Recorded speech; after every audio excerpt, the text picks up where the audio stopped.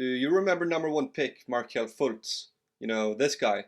Well, he said this before his rookie season. Just come in and give it my all, like I said, and then Rookie of the Year, MVP. Those my goals right there. Stick to it. I love that. I've never heard a rookie say they want to win MVP. Not Rookie of the Year, MVP. That's dope. Got to. I mean, I know it's not going to be easy, but you got to set your goals high and go get them. So that seemed a little unrealistic then, and definitely now. But being the Rookie of the Year is no small feat, and being the MVP of the league is even more challenging. But how about winning Rookie of the Year and MVP in the same year? Essentially coming into the league as the best player in the world. The first one to do this was Wilt, which isn't as surprising because, you know, he was Wilt. And the second guy you may not know as much about. What's up guys, my name is Will and welcome to the Legacy of Hoops, where we take a deep dive into various basketball topics.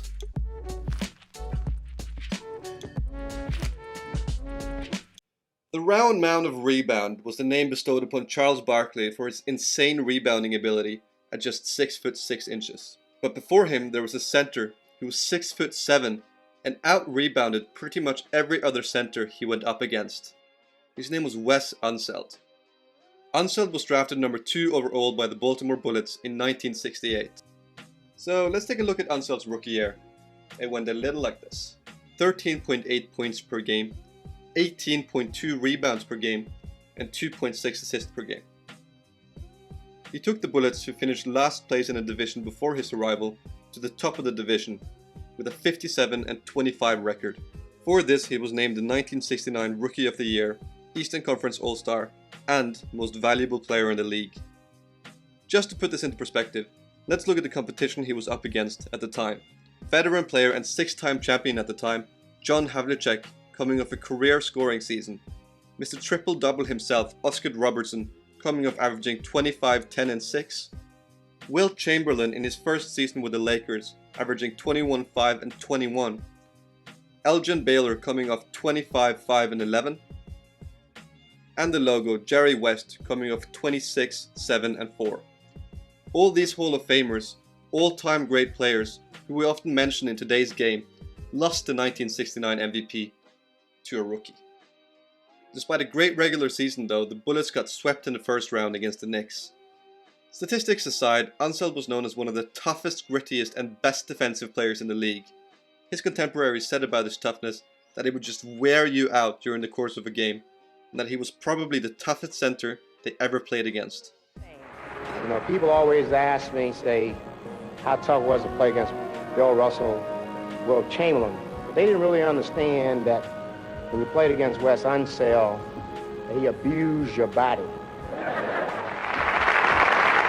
In an era with Wilt Chamberlain, Bill Russell, Moses Malone and Willis Reed, that's saying something.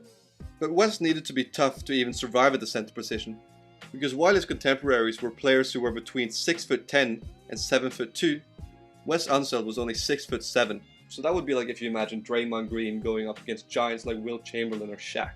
And Unseld would go toe-to-toe with them and even dominate them on certain occasions. Wes played his entire 13-year career with the Bullets, and stayed with them when they moved from Baltimore to Washington midway through his career. He led his team to the playoffs every single year he played, except for his last one, and even took the team to the finals 4 times. Eventually, in his 10th season, he led the Bullets to the 1977-78 championship, where he was crowned the finals MVP. This puts him in rare company with players who have won Rookie of the Year, MVP, and Finals MVP in their career. The list is Kevin Durant, LeBron James, Tim Duncan, Shaq, Michael Jordan, Larry Bird, Kareem Abdul-Jabbar, and Willis Reed. Like many great players, he was not so successful as a coach after his playing days, and only led the Bullets to the playoff once in his 7-year coaching tenure. Since then, he has kept a low profile, which is why he is almost never heard of in modern NBA discussions. Maybe it's because of his height. I mean, it's often more fun to tell tales of the 7'1" Big Dipper or the 7'2" Kareem Abdul-Jabbar, but in his playing days, Wes Unseld was definitely up there with those centers and should be mentioned amongst them as one of the greatest centers of all time.